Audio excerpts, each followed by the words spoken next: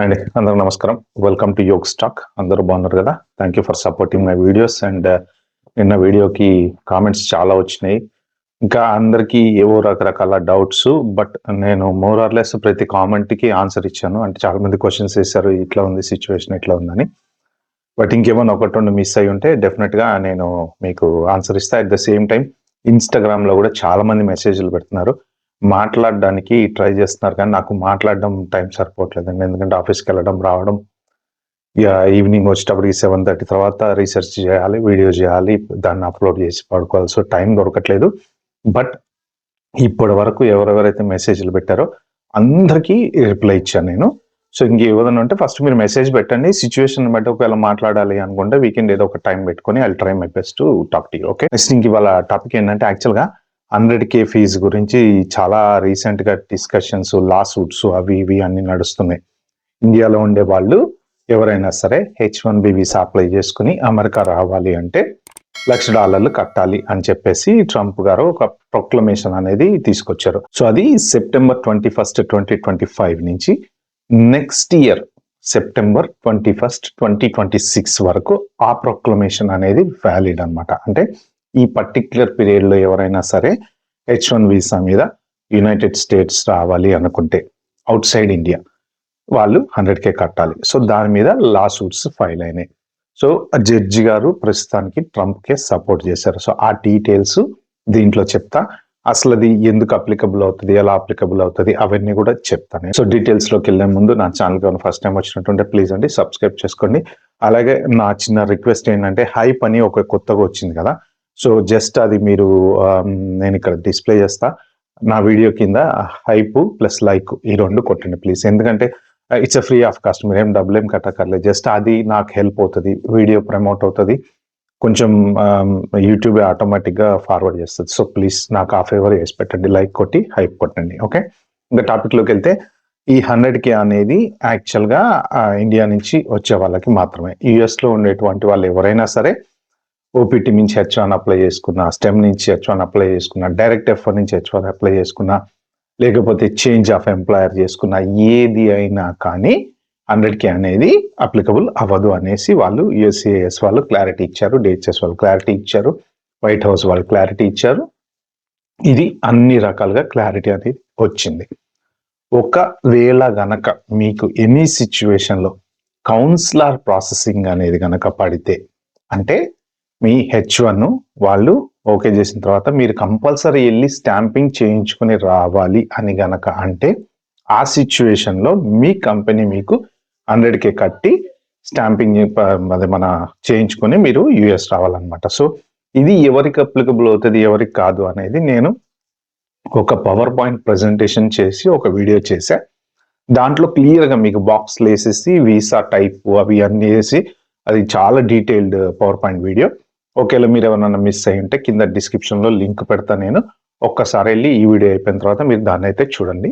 So ఇప్పుడు ప్రస్తుతానికి ఏంటంటే ఈ 100K ఎవరెవరైతే పెద్ద పెద్ద కంపెనీస్ ఉన్నారో వాళ్ళు బిజినెస్ దెబ్బతింటది కాబట్టి వాళ్ళు కోర్టులో కేసు వేశారు. సో అది కాక చాలా కేసులు ఇంకా నడుస్తూనే ఉన్నాయి. ఆ పర్టికులర్ కేసులో జడ్జి గారు చెప్పింది కూడా ఏంటంటే ఎస్ ట్రంప్ కరెక్టే, ట్రంప్కి 100,000 ఛార్జ్ చేసేటువంటి రైట్ ఉంది అని చెప్పేసి చెప్పారనమాట. చెప్పేసి ఆ కేసుని రిజెక్ట్ చేశారు. ఎవరు వీళ్ళు 19 కంపెనీస్ ఎవరైతే వేసారో లాసూట్ దాన్ని రిజెక్ట్ చేశారు. అదర్ దాన్ దట్ ఇంకా ఒక్కొక్కళ్ళు ఒక్కొక్క రకంగా, కొంతమంది జడ్జిలేమో ఇంకా కాంగ్రెస్ పవర్ కదా దాని, కొంతమంది తర్వాత ఇంకా కొన్ని కేసులు అయితే అంటే ఇండివిజువల్ చేసినటువంటి కేసులు ఉంటాయి కదా అవన్నీ పెండింగ్ లో ఉన్నాయన్నమాట. ప్రస్తుతానికి దీంట్లో వీళ్ళు చెప్పింది ఏంటి అంటే మెయిన్ ఇప్పుడు ఇది నేషనల్ సెక్యూరిటీ రిలేటెడ్ కాబట్టి దానికి డెసిషన్ తీసుకునేటువంటి అర్హత ట్రంప్కు ఉంటుంది. ఇంతకు ముందు వీళ్ళు గవర్నమెంట్ లో ఉన్నప్పుడు కూడా H1Bకి సంబంధించిన చేంజెస్ తీసుకొచ్చినప్పుడు ఏంటి, ఇమ్మీడియట్ గా లా సూట్స్ వేసేసారు, ఆపేశారు. ఇప్పుడు బర్త్ రైట్ సిటిజన్షిప్ మీద కూడా కేసులు వేశారు. ఏమైంది, వాళ్ళు ఆ ఎగ్జిక్యూటివ్ ఆర్డర్ ని బ్లాక్ చేశారు. అంటే ఇప్పుడు స్టిల్ అందరికీ బర్త్ రైట్ సిటిజన్షిప్ అప్లికబుల్ అవుతుంది. అయితే ఇప్పుడు వాటికి వీటికి ఉన్నటువంటి సింపుల్ డిఫరెన్స్ ఏంటంటే మీకు ఈజీగా అర్థమయ్యేటట్టు ఎక్స్ప్లెయిన్ చేయాలంటే, మొన్న ఇండియాలో పహల్గామ్ అటాక్ జరిగినప్పుడు మన ఇండియా వాళ్ళు ఏం చేశారు అంటే, మన ప్రధానమంత్రి గారు పాకిస్తాన్కి సంబంధించినటువంటి వాళ్ళందరూ వెనక్కి వెళ్ళిపోవాలని వాళ్ళకి మనకి ఉన్నటువంటి ఆ వీసా సిస్టమ్ ఏదైతే ఉందో, వీసాలు ఇవ్వకుండా ఆపేసి ఆల్రెడీ ఇచ్చిన వీసాలు క్యాన్సిల్ చేసి వాళ్ళని వెనక్కి పంపించేసి అసలు అక్కడి నుంచి ఇక్కడి నుంచి అక్కడికి ఎవరు రాకుండా ఫ్లోటింగ్ అనేది కట్ చేశారనమాట. ఎందుకు చేశారు ఇది అంటే దేశ భద్రత, నేషనల్ సెక్యూరిటీ కోసం. అంటే వేరే దేశం నుంచి మన దేశంలోకి వచ్చేటువంటి వాళ్ళు మంచి వాళ్ళ, చెడ్డ వాళ్ళ, తీవ్రవాదులా, లేకపోతే ఇంకొకటి అనేది తెలియదు కాబట్టి ప్రస్తుతానికి వాళ్ళు అప్పుడు ఆపేశారనమాట. సో ఇదే సేమ్ అప్లికబుల్ ఇక్కడ కూడా అవుతుంది. ఏంటి, ట్రంప్ ప్రొక్లమేషన్ తీసుకొచ్చినప్పుడు దాంట్లో ఏం రాశారు అంటే, దేశ భద్రత దృష్ట్యా ఎవరు లోపలికి రావాలి, ఎవరు రాకూడదు, మేము వాళ్ళకి అలౌ చేస్తే తప్ప వాళ్ళు రావడానికి లేదు అని చెప్పేసి, ఒకవేళ ఈ పర్టికులర్ వీసా మీద ఎవరైనా రావాలి అనుకుంటే $1,00,000 కట్టి లోపలికి రావాలి అని బోర్డర్కి సంబంధించినటువంటి లింక్ పెట్టాడు అనమాట. అదే ఇప్పుడు లోకల్లో H1 ఏదన్నా క్యాన్సిల్ చేశారనుకో, ఫర్ ఎగ్జాంపుల్ అసలు H4 ప్రోగ్రామో H1 ప్రోగ్రామో క్యాన్సిల్ చేస్తే వెంటనే ఏం చేస్తారంటే కేసు ఇస్తారు. ఆ కేసు తోటి ఈ ఎగ్జిక్యూటివ్ ఆర్డర్లో ఈ క్యాన్సిల్ చేయటాలు ఇవన్నీ బ్లాక్ అయిపోతాయి. కానీ ఇక్కడ ఏంటంటే ఇది బోర్డర్ రిలేటెడ్ అనమాట. వీళ్ళ ప్రొక్లమేషన్ లో రాసింది కూడా చాలా క్లారిటీగా దేశ భద్రత విషయంలో మాకు డెసిషన్ తీసుకునేటువంటి అర్హత ఉంది కాబట్టి మా కంట్రీలోకి ఎవరు రావాలి, ఎవరు రావద్దు. ఎందుకంటే నేను ఆల్రెడీ చెప్పాను కదా, బోర్డర్ పవర్స్ అనేవి ఖచ్చితంగా ప్రధానమంత్రి చేతుల్లో కానీ ప్రెసిడెంట్ చేతుల్లో కానీ highest authority of the country కదా వీళ్ళ చేతిలో ఉంటాయి. సో దాని ప్రకారం వీళ్ళు దేశ భద్రత కింద H1 వాళ్ళు ఎవరైనా రావాలి అంటే 100K కట్టి రావాలన్నమాట. సో ఇప్పుడు ఈ కంపెనీస్ ఏమైతే ఉన్నాయో వీళ్ళు నెక్స్ట్ ఇయర్ కొత్తగా రాబోయేటువంటి రూల్ ఏంటి, వేజ్ బేస్డ్ రూల్. అంటే ఈ వేజ్ బేస్డ్ ప్రకారం H1 అప్లై చేసి plus on top of that 100K కట్టి లోపలికి రావాలి అంటే చాలా ఇంపాసిబుల్. ఎందుకంటే 2.5 లక్షలైంది H1 రాదు. ఇప్పుడు ఆ లెవెల్ 1, లెవెల్ 2, లెవెల్ 3, లెవెల్ 4 ప్రకారం on top of that 100K కట్టాలి.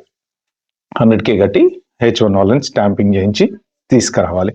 అంటే దగ్గర $3.5 లక్షల ఒక కంపెనీ ఒక పర్సన్ మీద స్పెండ్ చేయాలన్నమాట. అంత అమౌంట్ ఇచ్చి వాళ్ళని తీసుకురారు. అయితే ఏంటంటే దీనివల్ల అడ్వాంటేజ్ ఏంటి అంటే, యుఎస్ లో ఉన్నటువంటి ఎవరైతే స్టూడెంట్స్, ఓపీటీస్, స్టెమ్ ఓపీటీస్ వాళ్ళకి అవకాశాలు వస్తాయి. ఇండియా నుంచి ఎవరైనా రావాలి అంటే ఇంకా ఉన్న ఒక ఆప్షన్, కంపెనీస్ కనుక ఎవరైనా పంపించాలి అంటే ఇక ఈ L1 వీసా మీద పంపించుకోవడం, అంటే ప్రాజెక్ట్ రిలేటెడ్ వెళ్ళి ఆ పర్టికులర్ రిలేటెడ్ వీసా మీద వచ్చి వాళ్ళు జాబ్ చేసుకుని వెళ్ళడం తప్ప H1B మీద వచ్చి సెటిల్ అవ్వడం అనేది కుదరదు. కావాలంటే ఎవరికైనా ఆప్షన్స్ కంపెనీ కనుక పంపిస్తే L1 మీద వచ్చిన తర్వాత అక్కడ H1 అప్లై చేసుకుని మూవ్ అవ్వటానికి అవకాశం అయితే ఉంటుంది. కానీ H1 మీద రావాలంటే మాత్రం 100K ఖచ్చితంగా కట్టాల్సిందే. కాబట్టి ఇండియా నుంచి ఎవరైనా సరే కన్సల్టెంట్ల ద్వారా డబ్బులు కట్టి అమెరికా వచ్చి ఇప్పటి వరకు జరిగింది ఏంటంటే, ఇప్పుడు కన్సల్టెంట్ ద్వారా లాటరీలో పేరేసుకుంటారు, తగిలిందంటే H1 స్టాంపింగ్ చేయించుకుంటారు, వస్తారు, జాబ్ ఎత్తుకుంటారు, వీలైతే కంపెనీ మారుతారు, లేకపోతే లేదు. అలా జరిగింది ప్రస్తుతానికి.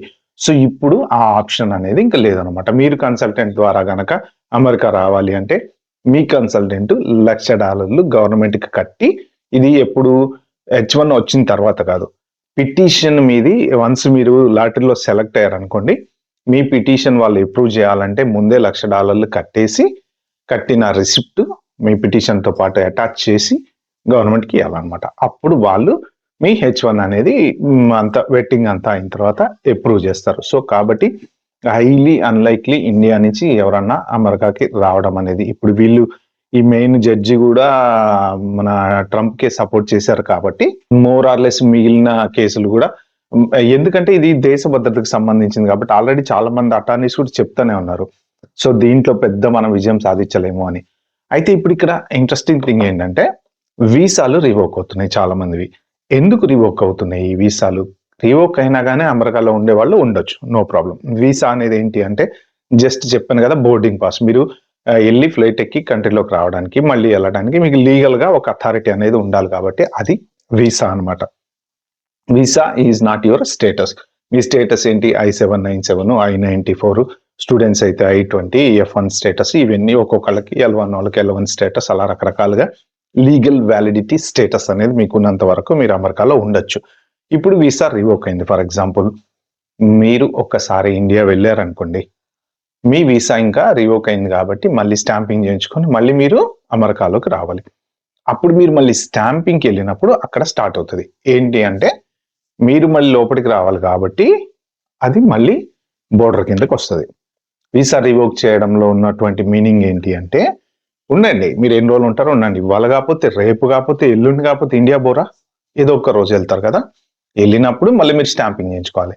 అప్పుడు మళ్ళీ మా చేతిలోకి వస్తారు మీరు. అప్పుడు వాళ్ళు వెట్టింగ్ అనేది స్టార్ట్ చేస్తారు. అసలు ఎందుకు వీసా రివోక్ చేశారు? డిఓఐ ఉందా, షాప్ లిఫ్టింగ్ ఉందా, లేదు నువ్వు ఏమన్నా కంపెనీలో ఫ్రాడ్ ఏమన్నా డాక్యుమెంట్స్ పెట్టావా, అసలు నువ్వు నిజంగా జాబ్ చేస్తున్నావా, దొంగ పేరోళ్ళు రన్ చేసావా? సో ఇవన్నీ రకాల ఇన్వెస్టిగేషన్స్ అప్పుడు జరుగుతాయి అనమాట. డీప్ వెట్టింగ్ అనేది జరుగుతుంది. జరిగి ఈ వీసా రివోక్ అయింది అంటే ఏదో ఒక రీజన్ ఉంటుంది కాబట్టి, అంటే ఆ లా ఆఫ్ ద ల్యాండ్ ని మీరు రెస్పెక్ట్ చేయకుండా ఏదైనా చేసింటే అప్పుడు వాళ్ళకి రైట్ ఉంటుంది, రిజెక్ట్ చేసే ఛాన్స్ ఉంటుంది అనమాట. సో అందుకని వీసా రివోకేషన్ చేయడానికి రీజన్ ఏంటంటే అది కూడా బోర్డర్ కిందకే వస్తుంది.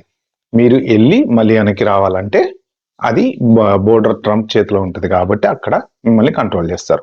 చాలా మంది ఇండియా వెళ్ళిపోయిన వాళ్ళ వీసాలు కూడా క్యాన్సిల్ అయినాయి. ఎందుకు ఇండియా వెళ్ళిన తర్వాత వీసా క్యాన్సిల్ అవుతున్నాయి? రీసెంట్ గా నేను ఒక కేసు చూశాను.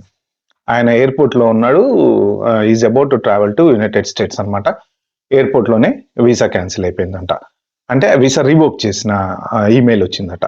ఇంకా అడ్మిట్ చేయరు కదా, ఆబ్వియస్లీ వీసా రివోక్ అయింది అంటే ఒక్కసారి కంట్రీ దాటి వెళ్ళిపోతే కొత్త స్టాంపింగ్ చేయించుకుని కొత్త వీసా తీసుకుని రావాలన్నమాట. ఇవన్నీ బోర్డర్ రిలేటెడ్, అందుకని చెప్పేసి మెయిన్ వీసా రివకేషన్ అనేది జరుగుతుంది. మన టాప్ టాలెంట్ అంతా అమెరికాలో H1 మీదనే వెళ్ళి అక్కడ కంట్రీని మనం డెవలప్ చేసాము. సో మెయిన్ ఏంటంటే ఎవరెవరైతే ఇండియాలో ఉన్నటువంటి టాప్ ఇంజనీర్లు లేకపోతే తెలివిగల వాళ్ళు కానివ్వండి, లేకపోతే వాళ్ళకు ఉన్నటువంటి హై నాలెడ్జ్ కానీ, ఇవన్నీ మనం దేనికి వాడామంటే ఇప్పటిదాకా అమెరికాని డెవలప్ చేయడానికి వాడాము, బట్ స్టిల్ వాడుతున్నాము. ఒకవేళ గనక అమెరికాలో ఎటువంటి సిచ్యువేషన్ లో అయినా సరే ఈ H1లను వాడుకోవటము లేకపోతే హై శాలరీస్ ఇవన్నీ కనుక జరిగితే అడ్వాంటేజ్ కొంత ఇండియాకి వచ్చే ఛాన్స్ ఉంది. ఎందుకు అంటే ఈ కంపెనీస్ అన్ని అక్కడ మన మ్యాన్ పవర్ ని హైర్ చేసుకుంటాయి. అయితే అమెరికన్ డ్రీమ్ అనేది ఉండకపోవచ్చు కానీ, బట్ ఎంప్లాయ్మెంట్ అయితే కొంత పెరిగే ఛాన్స్ అయితే ఉంటుంది డెఫినెట్ గా. అమెరికా వెళ్ళి ఇంకా మనం లైఫ్ సెటిల్ చేసుకోవాలి అనుకున్న వాళ్ళకి మోస్ట్ ప్రాబబ్లీ ఇంకా అవకాశం దొరకదు. అయితే ఈ టాప్ టాలెంట్ ఎవరెవరైతే ఉన్నారో యుఎస్ లో, అక్కడే వాళ్ళు స్టార్టప్లు పెడుతున్నారు, అక్కడే కంపెనీని డెవలప్ చేస్తున్నారు. కానీ అదే పరిస్థితి ఇండియాలో ఉండి, ఇండియాలో మనం స్టార్టప్లు పెట్టుకొని ఇండియాలో పెద్ద పెద్ద కంపెనీలు ఎవరెవరైతే టాప్ టాలెంట్ అక్కడ ఉన్నటువంటి రిసోర్సెస్ ని యూజ్ చేసుకుని ఎదుగుతున్నారో, అలాగా మన ఇండియాలో కూడా ఎదిగే అవకాశం కనుక డెఫినెట్ గా ఉంటే మనకు కూడా మంచి స్టార్టప్లు స్టార్ట్ అవుతాయి, కంపెనీస్ పెరుగుతాయి, ఎంప్లాయ్మెంట్ అనేది పెరుగుతుంది. కొంత మన దగ్గర ఏంటంటే ఉన్నటువంటి ఈ లంచాలని అవ్వని ఇవ్వని ఇలాంటివన్నీ ఉన్నాయి కాబట్టి అబ్రాడ్ లో స్టార్ట్అప్ స్టార్ట్ చేసినంత సింపుల్ గా ఈజీగా ఇండియాలో స్టార్ట్ చేయాలంటే కష్టం అని చెప్పి అందరూ అంటుంటారు అనమాట. 100K కి సంబంధించినటువంటి ఇన్ఫర్మేషన్ అయితే ఇదనమాట. మెయిన్ ఇప్పుడు ఏంటంటే ఇంకెవరైనా సరే అమెరికా రావాలి అనుకునే వాళ్ళకి మొన్నటిదాకా ఏంటంటే ఈ కోర్టులు కనుక ఏమన్నా ఈ 100K క్యాన్సిల్ చేస్తే ఏమో అని చెప్పేసి అందరూ ఎదురు చూశారు. బట్ ఇప్పుడు ఏంటంటే ఇంకా వాళ్ళు లేదు ట్రంప్ చేసేది కరెక్టే అని చెప్పేసి సపోర్ట్ చేశారనమాట. బోర్డర్ రిలేటెడ్ కాబట్టి కోర్ట్స్ ఇన్వాల్వ్ కాలేవు అని చెప్పేసి సోషల్ మీడియాలో అందరూ రాస్తున్నారు. ఓకే ఫ్రెండ్స్, ఇది ఈ వీడియోలో నేను చెప్దాం అనుకుంది. వీడియో మీకు నచ్చినట్టుంటే ప్లీజ్ అండి like, share, subscribe my channel. Thank you.